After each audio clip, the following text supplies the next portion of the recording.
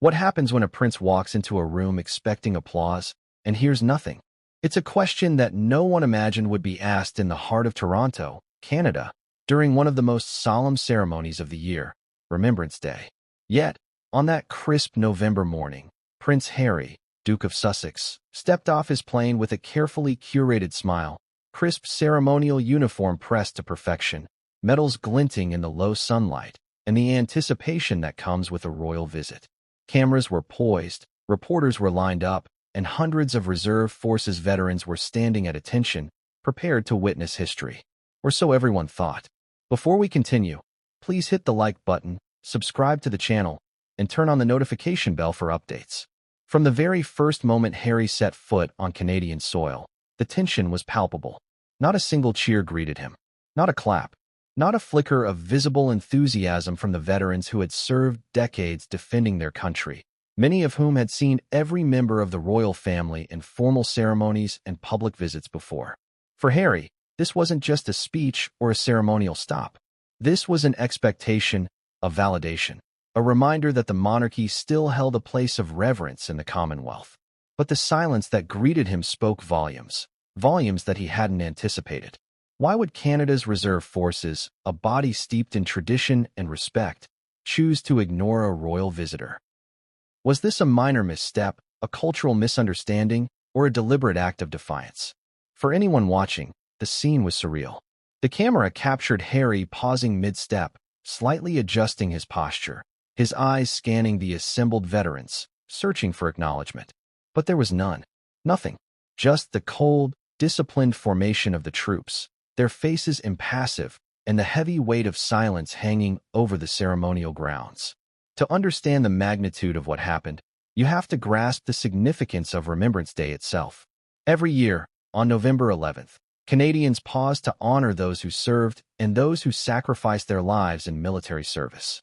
Poppies are worn, wreaths laid, and a strict ceremonial protocol is observed. The day is marked by solemnity, respect, and tradition. For decades, royal figures attending Remembrance Day ceremonies have been received with admiration. It is a stage where history, memory, and monarchy intersect. And yet, on this day, the expected rituals of applause, handshakes, and respectful nods were conspicuously absent. But the story isn't just about the absence of claps. It's about what that silence represents. It's about the growing disconnect between Prince Harry and the institutions that once embraced him. It's about a man whose life has been under public scrutiny for decades, now finding himself in a position where respect must be earned, not assumed. And it's about a nation quietly signaling that ceremonial gestures can carry deeper meanings, meanings that can ripple through media cycles, social media, and public perception worldwide. Even before Harry had spoken a single word, whispers were spreading through the veterans' formation. Some reportedly exchanged glances, subtle shakes of the head, perhaps recalling past controversies surrounding the Duke. Others, more seasoned and firm in their stoicism, held their positions, allowing their silence to serve as both a statement and a reflection of broader unease. It is in moments like this, moments captured by cameras yet invisible to the untrained eye, that true sentiment is revealed. Public applause can be staged, smiles can be forced, but silence, especially disciplined silence, is remarkably difficult to manufacture. And then came the speech itself. Every word had been meticulously prepared, every anecdote rehearsed, every pause designed to resonate with the hearts of veterans and citizens alike. Harry spoke of courage, of sacrifice, of shared history between the United Kingdom and Canada. He spoke with warmth, with sincerity, with the cadence of a man who knows the weight of words on such an occasion. But even as he delivered the lines meant to honor the fallen, the silence persisted. Not a hand moved. Not a whisper escaped. Not a single clap punctuated his words. For the Duke, the reaction, or lack thereof, was undoubtedly a shock. But for the public, witnessing this unfold, the scene was electrifying in a different way. Cameras zoomed in on Harry's face, catching the fleeting flash of confusion, perhaps disappointment. Observers online immediately dissected body language. Social media buzzed with speculation, and journalists scrambled to provide context. The silence became a story in itself, overshadowing the speech, the ceremony, and even the solemnity of Remembrance Day. So why does this matter? Beyond the immediate embarrassment for a royal figure, it speaks to a shifting relationship between the monarchy and the Commonwealth's institutions. It highlights the delicate balance of expectation, respect, and relevance that modern royals must navigate. And it raises uncomfortable questions. Can a member of the royal family, even one as high-profile as Prince Harry, still command reverence in an era of scrutiny, critique, and independent national identity? Or is the silence in Toronto a subtle, symbolic message, one that whispers of resistance, skepticism, and perhaps even quiet rebellion? The reactions were swift and multifaceted. International media outlets framed the silence as a public snub. Analysts speculated on Harry's future engagements in Canada. Veteran groups issued statements defending their actions, while others condemned them for perceived disrespect. Social media exploded, memes proliferated, and public opinion split between sympathy for Harry and praise for the veteran's stand. In this environment, every gesture, every pause, and every glance was magnified. A simple lack of applause became a cultural flashpoint, a lens through which broader debates about monarchy, relevance, and respect were filtered. But there's more beneath the surface than anyone realized at the time. Because the silence in Toronto didn't occur in isolation. It was preceded by private tensions, political undercurrents, and whispers of disapproval that had been brewing for months. Senior military officials had reportedly debated whether Harry's visit would be appropriate, whether it would honor tradition or create controversy.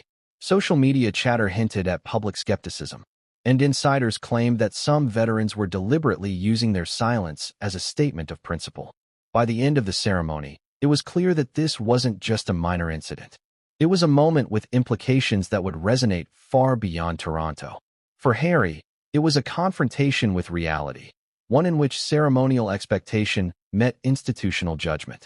For the public, it became a vivid reminder that monarchy is no longer immune to scrutiny, and that even royal visits can be contested in ways both subtle and powerful. And yet, as dramatic as the silence was, this is only the beginning.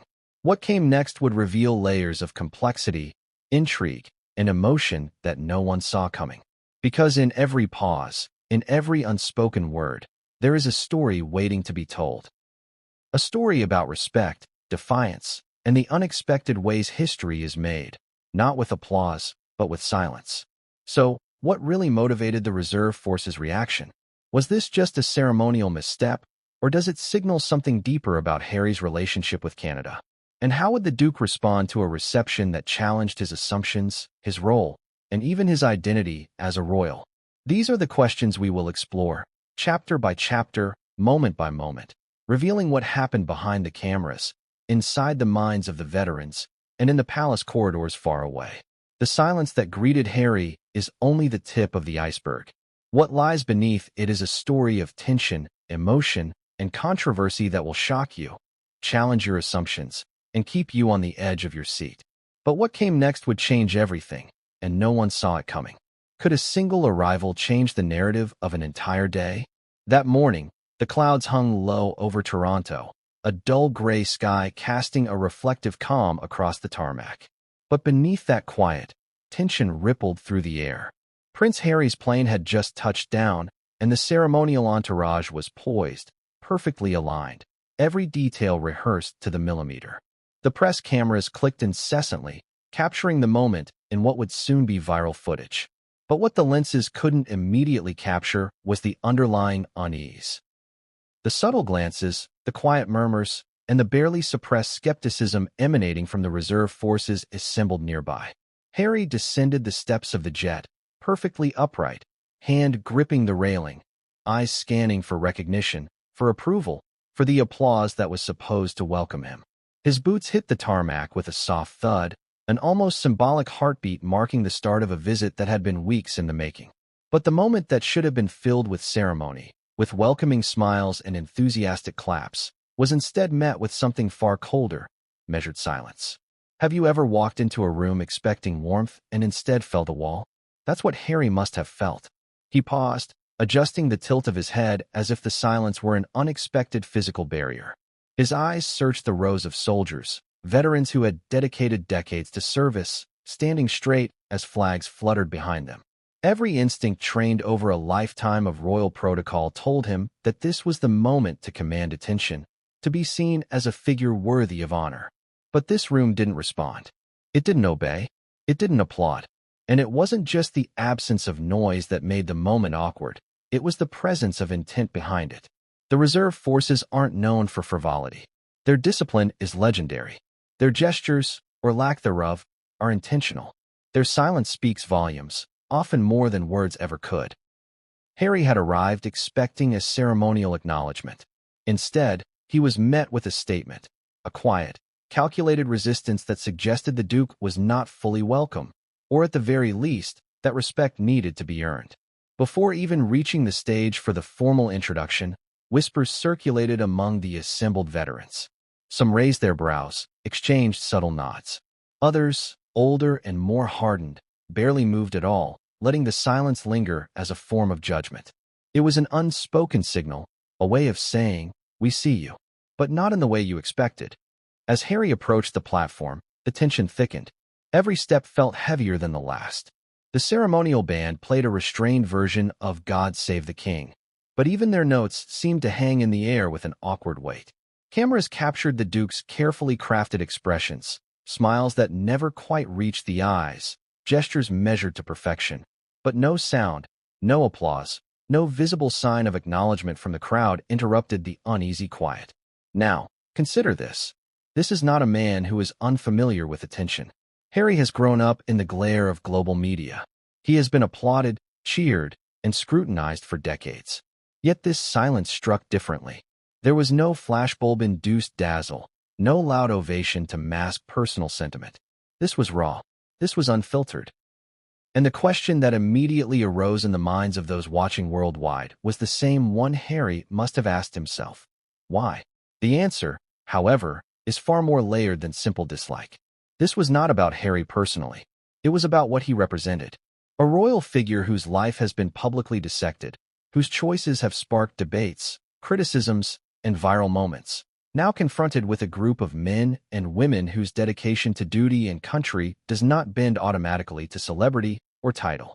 It was a collision of expectation versus reality, tradition versus modern skepticism, and ceremony versus sentiment. And while cameras captured the public surface of this tension, what went unseen was far more revealing. Behind the official lines, organizers of the visit were frantically whispering, checking schedules, ensuring protocols were adhered to. A few senior officials exchanged nervous glances, knowing that any misstep could escalate the situation into a media storm. One aide reportedly murmured, "They're not going to react the way he thinks they will." But Harry, unaware of the underlying currents, continued forward, confident that tradition would carry him through. As he neared the formal podium, the veterans remained unmoved. Some veterans had experienced decades of ceremonial visits from members of the royal family. They knew the choreography, the expected gestures, the polite smiles. They also knew when respect was assumed rather than earned. And in that moment, the silence of the reserve forces was layered with meaning, an acknowledgement of duty, a subtle critique of privilege, and a reminder that ceremonial applause is not a guarantee. Even the public, witnessing the event unfold, was caught between disbelief and fascination. Clips of the landing circulated online within minutes. Social media exploded with reactions ranging from shock to humor to admiration for the veterans' restraint.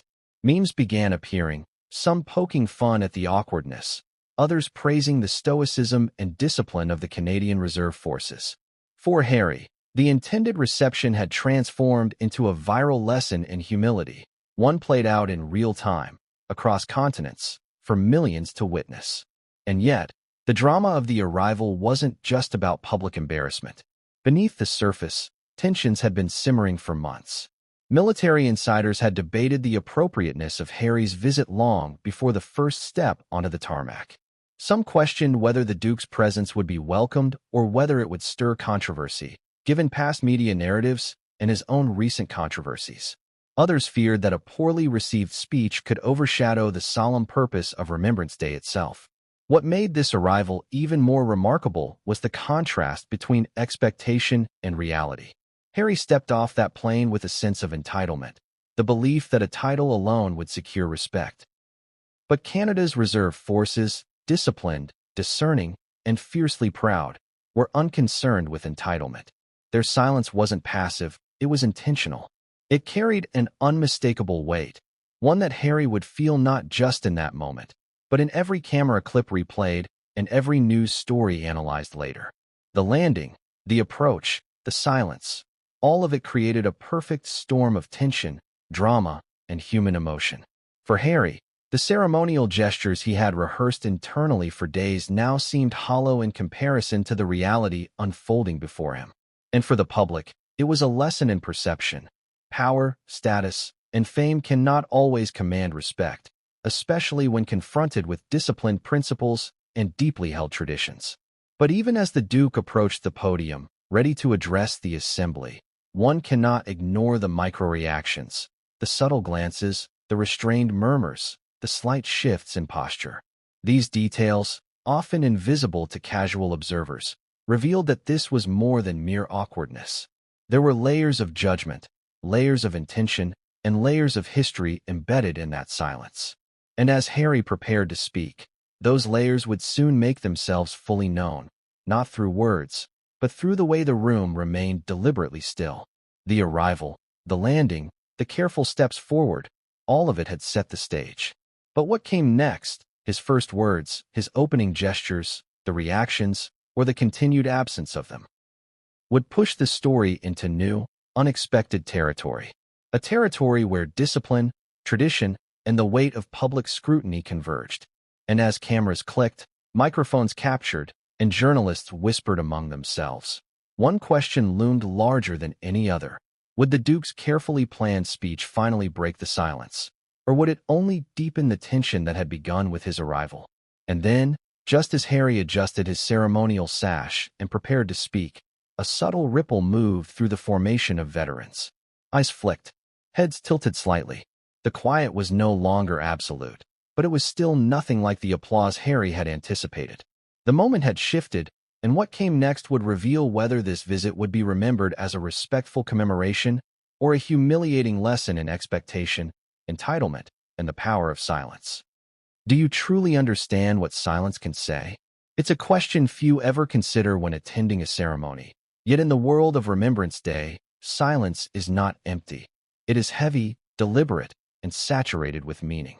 For decades, Canadians have approached November 11th with solemnity, ritual, and a profound respect for those who served and sacrificed. It is a day where every poppy, every folded flag, every marching step carries the weight of history. And it is a day where every sound, or lack thereof, can speak louder than words. For Prince Harry, stepping into this deeply ceremonial world was more than symbolic. It was an entry into a culture shaped by discipline, duty, and emotional resonance. The veterans standing before him were not casual observers. They were living embodiments of history. Some had served in combat zones where silence was often the difference between life and death. Others had endured decades of training where protocol was sacred and every gesture had meaning. To them, Remembrance Day is sacred. And to them, applause is not automatic. It is earned, it is measured, and it is deeply personal. Consider the rituals themselves. Each year, the ceremonies begin with the precise placement of wreaths at memorials, followed by a 2-minute silence, observed nationwide. The sound of bugles, the rhythm of drums, and the measured steps of honor guards all converge to create an atmosphere of reverence. Attendees are expected to maintain composure, respect, and attentiveness. There is no cheering, no casual clapping, no deviation from the protocol. Every movement is a reflection of respect for the fallen and a recognition of the solemnity of sacrifice. And this is where the tension arises. Because while the public often associates royal visits with fanfare, applause, and spectacle, Remembrance Day is deliberately different. It is an occasion where display meets reflection, where ceremony is intertwined with memory, and where any disruption, no matter how minor, can feel jarring.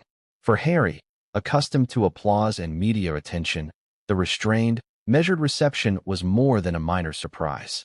It was a cultural shock. Have you ever expected cheers for a heartfelt speech, only to be met with a wall of stillness? The sensation is unnerving. It provokes introspection, doubt, and, sometimes, embarrassment. For Harry, each step forward, each carefully rehearsed gesture, met only disciplined silence. No one clapped. No one whispered approval. The veterans' faces remained impassive, yet the silence itself carried a clear message. Respect here is earned, not assumed. To put this in perspective, it helps to understand the military's approach to ceremony. Honor and recognition are not trivial. They are rooted in history, sacrifice, and a shared understanding of duty. Veterans often reflect on battles, missions, and losses that the general public cannot fully comprehend. To them, public acknowledgement is not about personal validation. It is about upholding principles, showing reverence for the fallen, and maintaining the dignity of the service. And when a figure enters expecting applause without having demonstrated that respect for those principles, the reaction, or silence, can be telling. But what makes Harry's situation particularly striking is the intersection of public expectation and ceremonial tradition. Across the world, royal visits are often accompanied by a mixture of curiosity, admiration, and stage celebration. Flashbulbs pop, crowds cheer, and every gesture is magnified.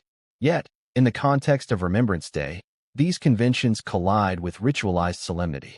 The Duke, trained to expect recognition and adulation, suddenly finds himself navigating a world where the rules are different and where silence itself conveys judgment, emotion, and intention. And it is here that irony seeps in.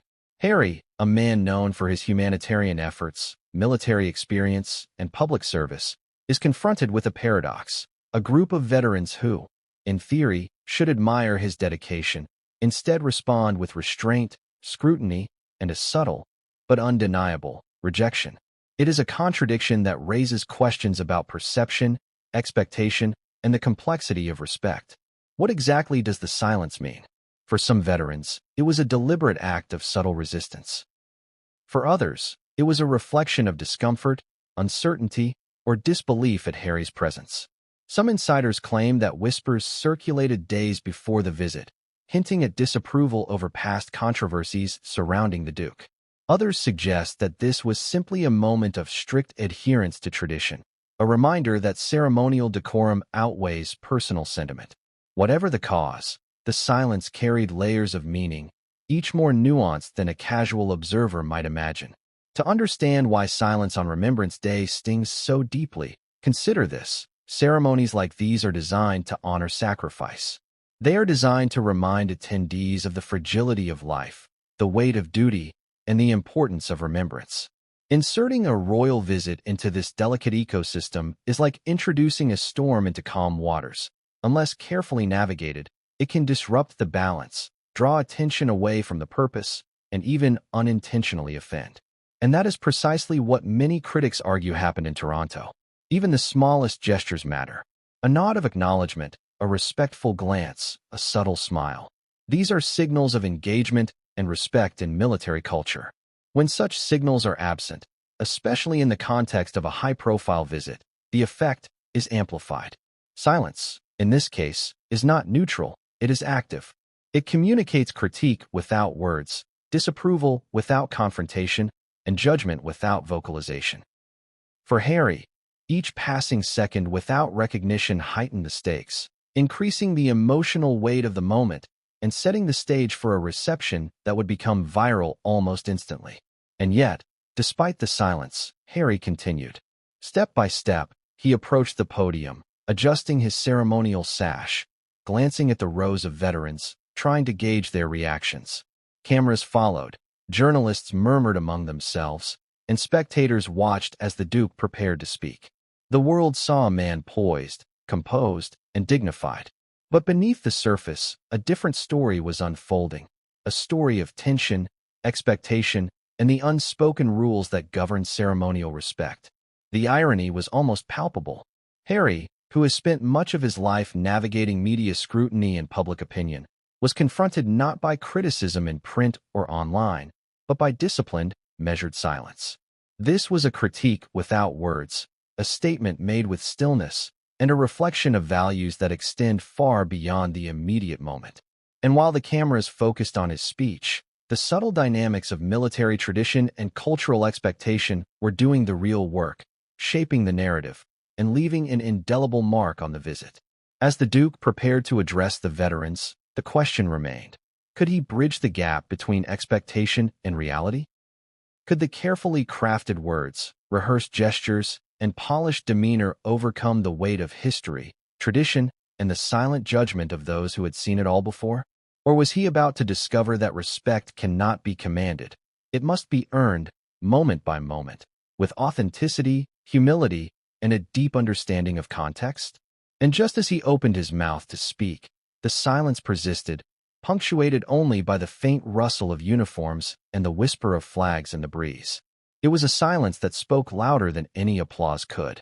A silence that demanded reflection, challenged assumptions, and foreshadowed the drama that would unfold in the moments to come. But here's the real question. How does a man trained to be the center of attention handle a room that refuses to acknowledge him? How do you deliver a message, connect with an audience, and maintain composure when your presence is met with measured indifference? And most importantly, how does a single, disciplined moment of silence ripple out to become a story that captivates the world? The answers would begin to reveal themselves as Harry delivered his first words, his carefully selected anecdotes, and his attempts to engage the veterans before him. But the reactions, or lack thereof, would prove that this visit was more than ceremonial. It was a lesson in expectation, a test of humility, and a reminder that tradition and respect are far more potent than title or fame. And just as Harry uttered the opening lines of his speech, the subtle shifts in posture, the quiet murmurs among organizers, and the restrained glances of the veterans suggested that the story was far from over. The silence was not just a pause, it was a signal. And what would happen next would turn a simple ceremonial visit into an international talking point, raising questions about tradition, royalty, and the unexpected power of discipline over applause. Have you ever delivered words that were meant to inspire, only to hear nothing in return? It's one thing to rehearse a speech in private, imagining the smiles, the nods, the applause. It's another entirely to face a room full of people trained to withhold judgment until it's earned. Prince Harry stood at the podium, crisp uniform gleaming under the cold Toronto sky, medals catching the light, and took a breath that he hoped would carry the gravity of the moment. He knew the weight of Remembrance Day, its solemnity, its history, and the reverence it demanded. But no amount of preparation could have readied him for the silence that met his opening words. The speech began carefully. Harry's tone was measured, respectful, and sincere. He spoke of courage and sacrifice, of the indelible bond between Canada and the United Kingdom, and of the heroes who had served with bravery across wars and peacekeeping missions. His words were heartfelt. They were meant to connect, to honor, to resonate. And yet, as he delivered each line, the veterans remained still. Their silence was profound, almost tangible. Not even a whisper escaped. Not a single clap punctuated the cadence of his speech. At first, he tried to find reassurance in the smallest gestures, a slight tilt of the head, a subtle nod, but there were none. Every gaze was forward, disciplined, and unwavering. Each individual maintained perfect composure. The Duke's carefully crafted anecdotes, his pauses for reflection, even his nods to historical context seemed to vanish into the air, meeting no acknowledgement. Have you ever been in a room where you are entirely alone, even though hundreds of eyes are on you? That's what Harry must have felt. Every syllable he uttered, every heartfelt sentiment, collided against the immovable wall of military discipline. This wasn't mere indifference, it was an active, measured response. It was the veterans' way of saying, "We recognize you, we hear you, but respect is earned, not assumed." And the irony was biting. Here was a man who had served in the military himself, whose charitable work focused on veterans' issues, standing in a place where his own title could not command deference. Harry had worn the uniform before, he had attended ceremonies, and he had given speeches, but never before had he faced an audience whose response, or lack thereof, was so deliberate, so heavy with meaning. It wasn't just the silence itself that was striking. It was the subtle contradictions embedded in the moment. Harry's words spoke of honor, yet honor was what he was being measured against. His carefully chosen anecdotes referenced service, yet the service in front of him was judging him silently. The applause he had expected, the validation he had assumed would come naturally, was conspicuously absent. In its place was a tension that crackled in the cold November air, sharp, and unrelenting. As Harry continued, a sense of growing unease spread among those watching. Journalists' fingers hovered over record buttons, cameras zoomed in on fleeting expressions, and social media users across the globe began dissecting the moment in real time. Clips of the speech circulated almost immediately, and the question everyone was asking became, why was there no reaction? Why did the veterans remain silent? And what did this say about Harry himself? Insiders later described the scene as electric in the quietest possible sense. Every disciplined movement, every slight shift of posture, every measured glance communicated layers of meaning. Some veterans reportedly whispered to each other, not in criticism, but in surprise at Harry's expectations. Others, seasoned and stoic, maintained perfect stillness, letting the silence itself carry the weight of judgment. It was a masterclass in unspoken communication, something that Harry would have to understand quickly if he wanted to connect. And yet, amidst this restraint, there were moments of subtle tension that hinted at the complexity of the situation. A faint twitch of an eyebrow, a barely perceptible sigh, a hand shifting on the podium. These micro-expressions revealed that Harry himself was feeling the impact of the reception. The prepared smile faltered for a fraction of a second. His hands gripped the edges of the lectern more tightly. His tone became slightly more urgent, as if trying to pierce the wall of silence with sincerity alone. Think about it. A speech that, on paper, is perfect for the occasion can collapse under the weight of unspoken judgment. Words intended to honor, uplift, and connect can be deflected by silence, leaving the speaker exposed, uncertain, and vulnerable. And that vulnerability was exactly what Harry experienced in that moment. What made the scene even more dramatic was the contrast between public expectation and ceremonial reality. Viewers across the world had been primed to witness a royal delivering a memorable, moving speech. Clips of previous Remembrance Day addresses by senior royals, filled with applause and recognition, set a standard. But Harry's reception shattered that expectation. The absence of noise, of affirmation, created a tension that was almost cinematic, a study in human emotion, protocol, and the unexpected power of disciplined restraint. Social media responded almost immediately. Posts began circulating questioning the silence, some sympathetic, others critical. Memes highlighted the awkwardness, while threads analyzed the body language, the context, and the historical precedent. Every camera angle, every close-up, every slight expression was magnified. And yet, for all the analysis, the truth of the moment, the lived experience of those veterans, the meaning embedded in their silence, remained largely hidden. Veterans themselves later commented on the event. Some described their decision to remain silent as a conscious choice, rooted not in disrespect for Harry personally, but in a broader assertion of principle. Respect, they argued, must be mutual, not assumed. Others cited confusion, discomfort, or even a desire to honor the solemnity of Remembrance Day without distraction. The result was the same, a performance of stillness so complete that even a speech full of heartfelt words could not breach it. And Harry, facing this unexpected challenge, continued. He spoke of shared history, of unity, and of remembrance, trying to find a way to connect. But each word, no matter how carefully selected, met with measured quiet.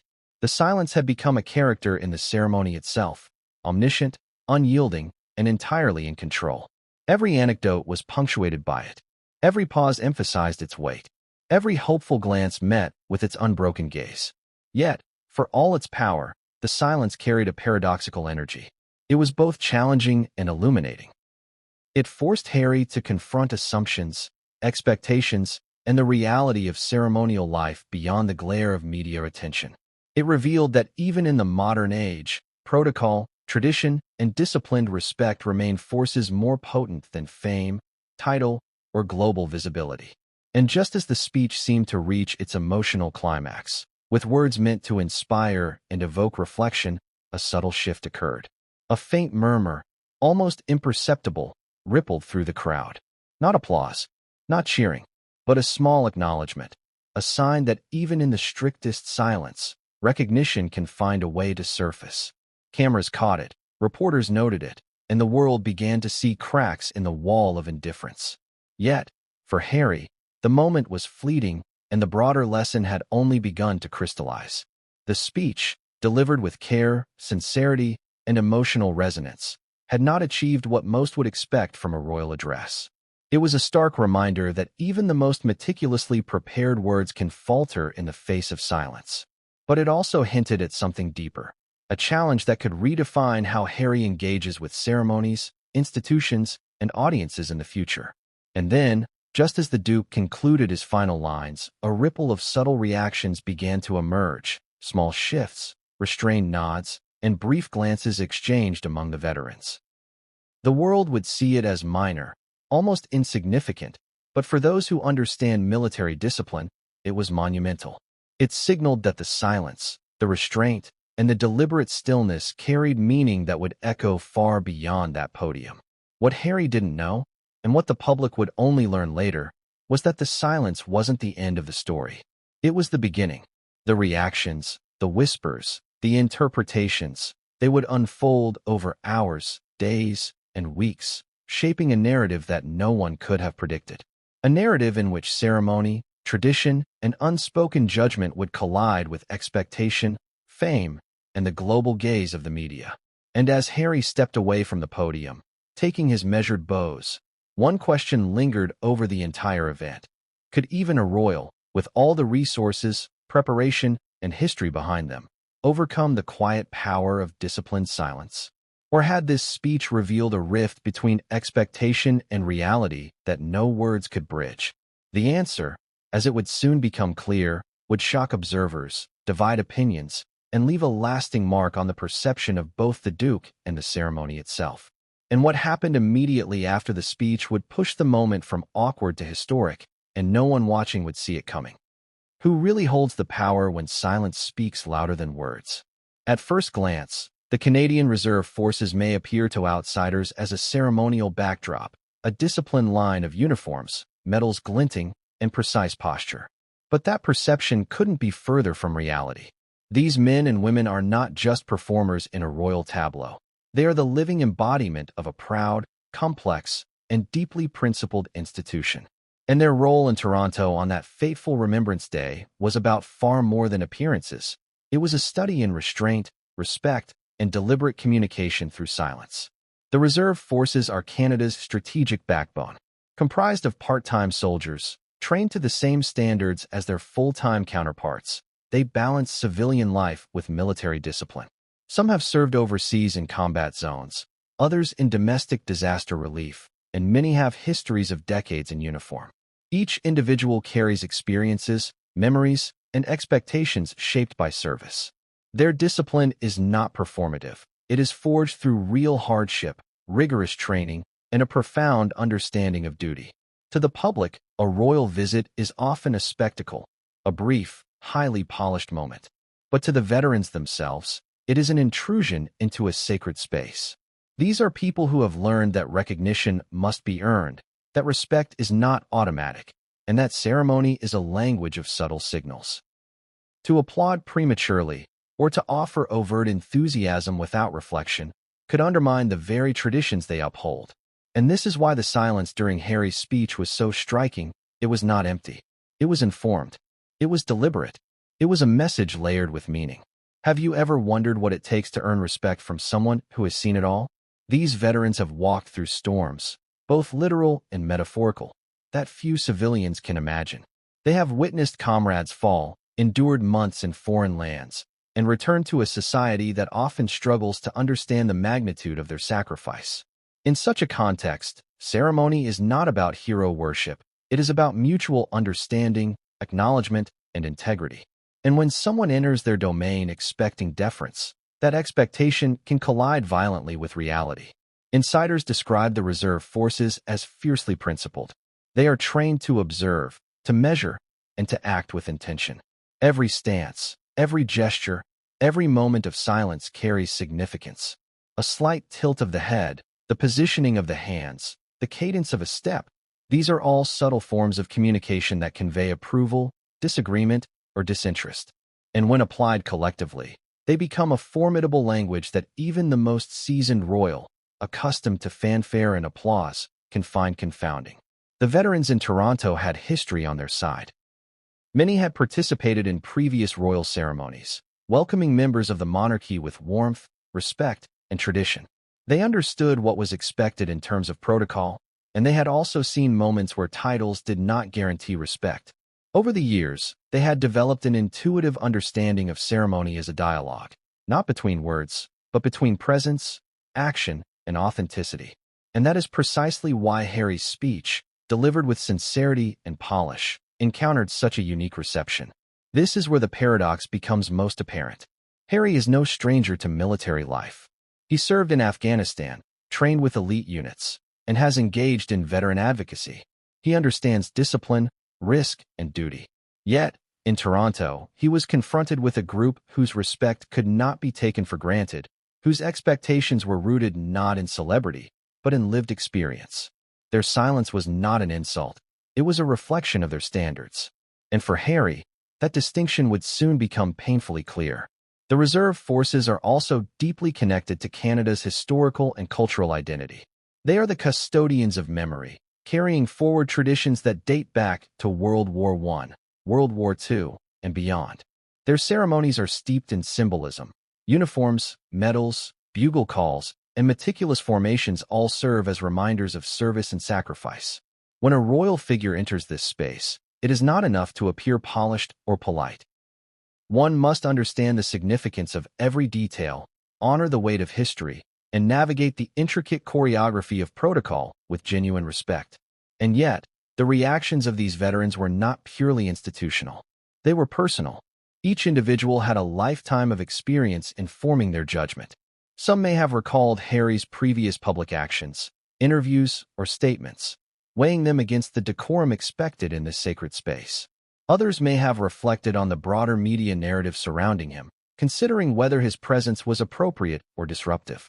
The silence, in its collective force, became a reflection of both professional standards and personal judgment, a rare convergence of principle and experience.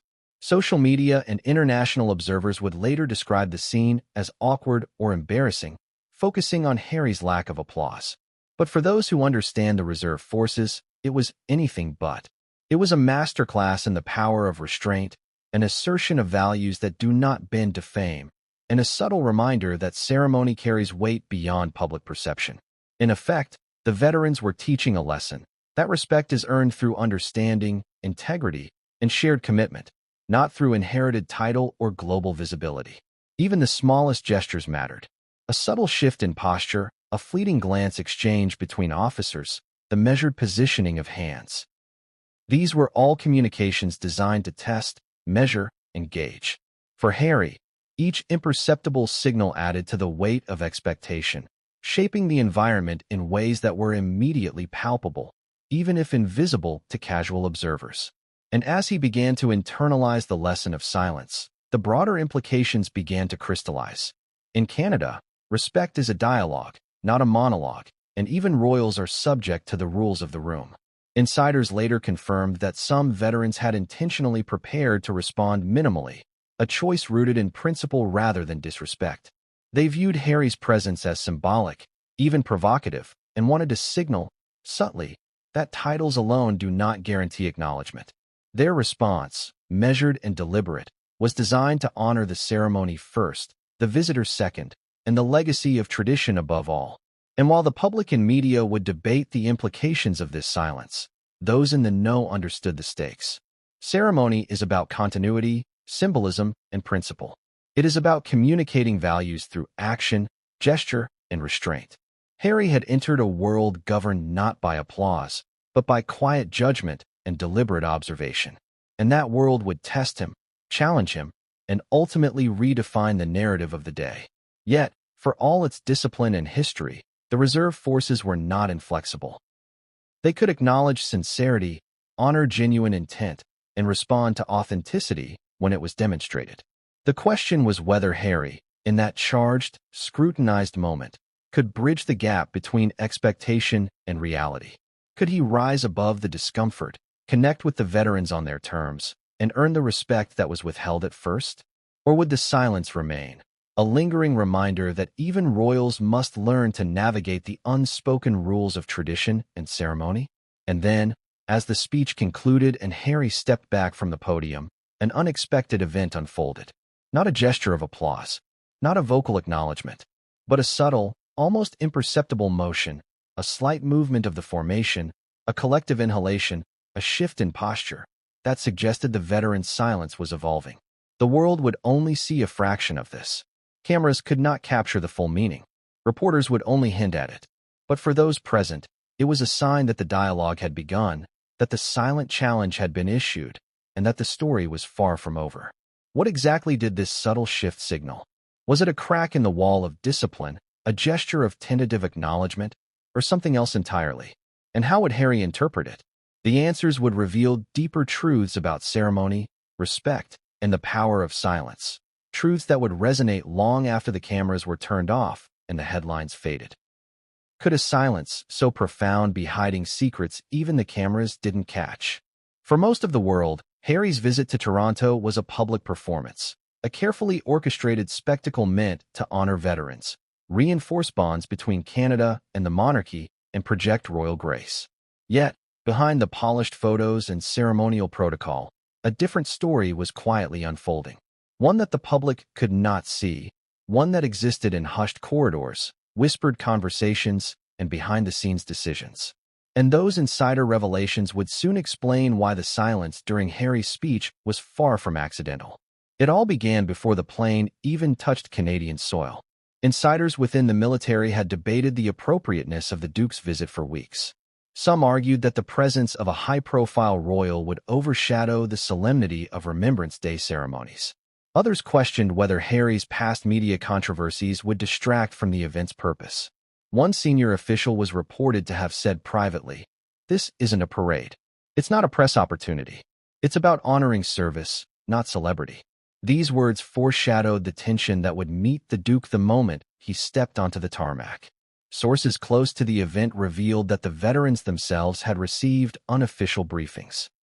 While they were expected to follow traditional protocol, they were also informed of Harry's history, his media controversies, and the ongoing debates surrounding his role within the royal family. Some insiders suggested that the veterans were subtly encouraged to withhold applause unless they genuinely felt it was deserved, effectively turning the silence into a quiet but deliberate message. Have you ever wondered how a group can communicate so much without saying a word? In military tradition, silence is rarely passive. It can be a statement of dissent, a demonstration of respect, or even a protective barrier to maintain discipline. And in Harry's case, those layers of meaning were all at play. The veterans' refusal to clap wasn't disrespect in the casual sense. It was a carefully calculated assertion of principle. They were simultaneously honoring the ceremony, judging the visitor, and maintaining control over the narrative. An anonymous source from within the Canadian military described the scene like this: "These aren't just soldiers standing at attention. These are people who've been trained to observe, to measure, and to respond with intent. Silence is a tool. Silence is a weapon. And silence is a language." This insider revealed that the Duke, despite his own military experience, was unprepared for how layered that silence could be. He expected acknowledgement. He expected applause. He did not expect judgment delivered without words. It wasn't only about Harry's individual presence. The visit had also intersected with deeper institutional concerns. Some senior military officials were concerned that his participation could be interpreted as politicized or as an intrusion into Canadian sovereignty. Others worried that the public focus on Harry could eclipse the purpose of Remembrance Day itself, the honoring of those who sacrificed for their country. These internal debates were invisible to the public eye, yet they influenced the atmosphere in which the Duke found himself. Every glance, every measured stance, every pause was informed not just by tradition, but by months of strategic planning behind the scenes. One surprising revelation came from a veteran who had participated in the ceremony. Speaking anonymously, he said, "We weren't instructed to ignore him, but there was a collective understanding. No unnecessary gestures. It's not about rudeness. It's about sending a message that ceremony isn't about fame. If he wanted respect, he had to earn it here, in our world, on our terms."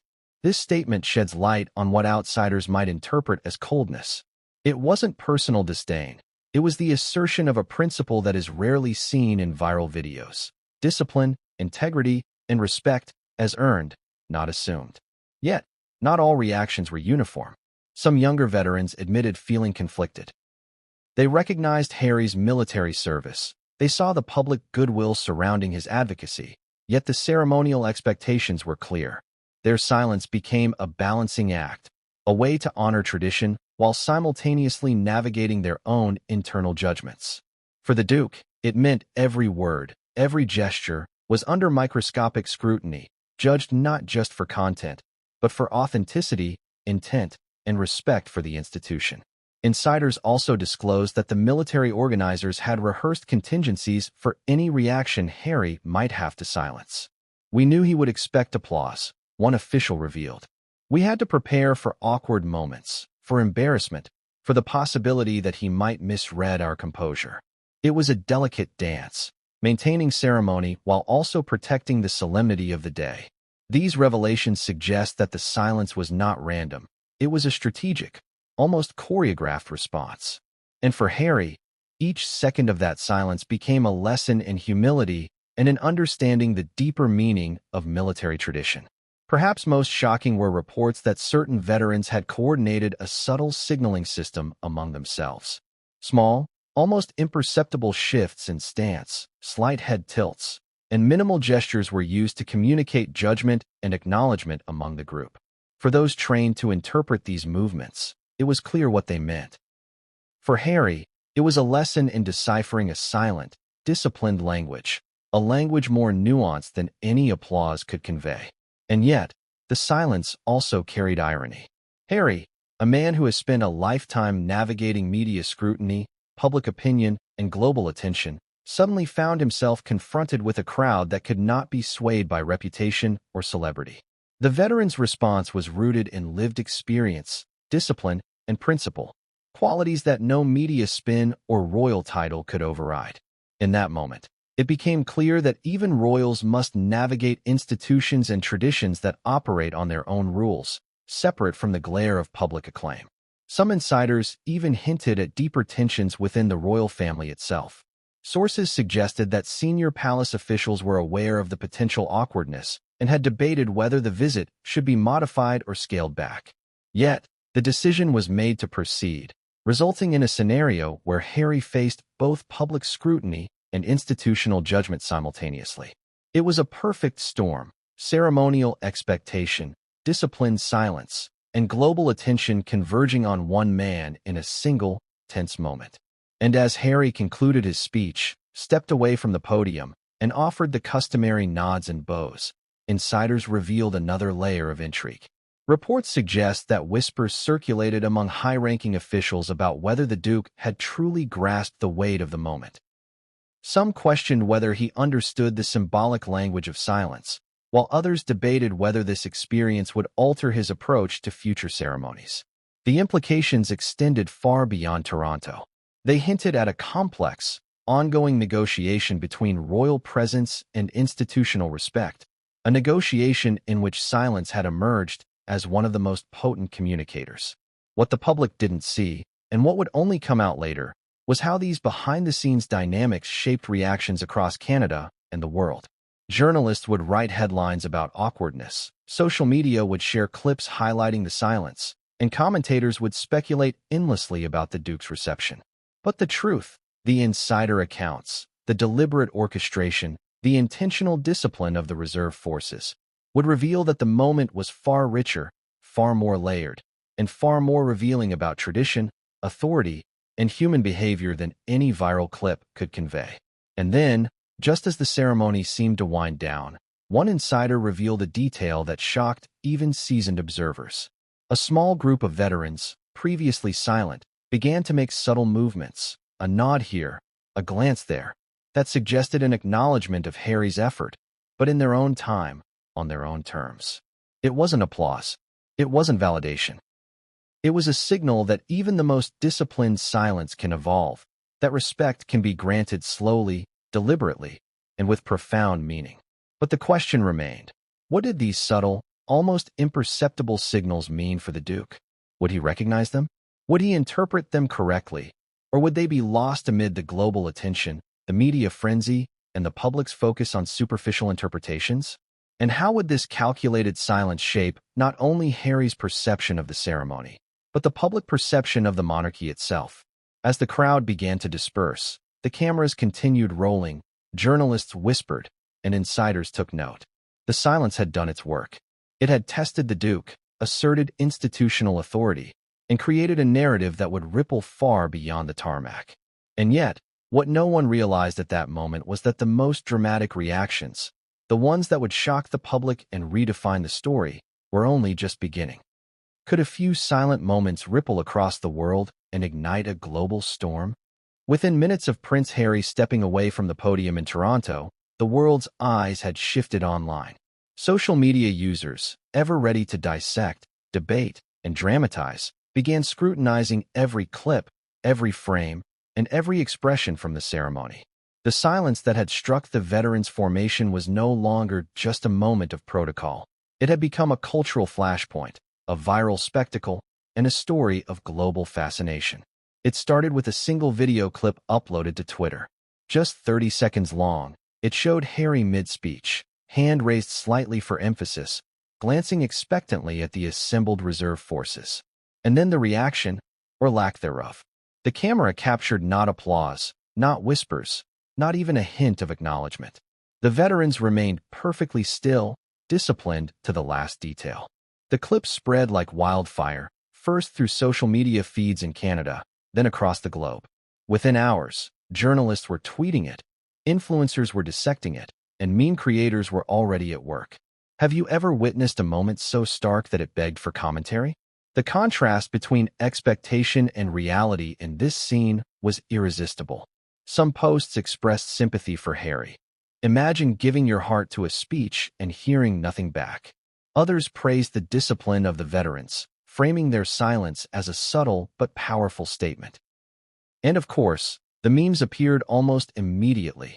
Exaggerated captions, humorous commentary, and viral hashtags like #NoClapHarry. Every share, retweet, and comment amplified the moment, making a quiet Canadian ceremony into a global talking point. But it wasn't just humor that defined the social media reaction.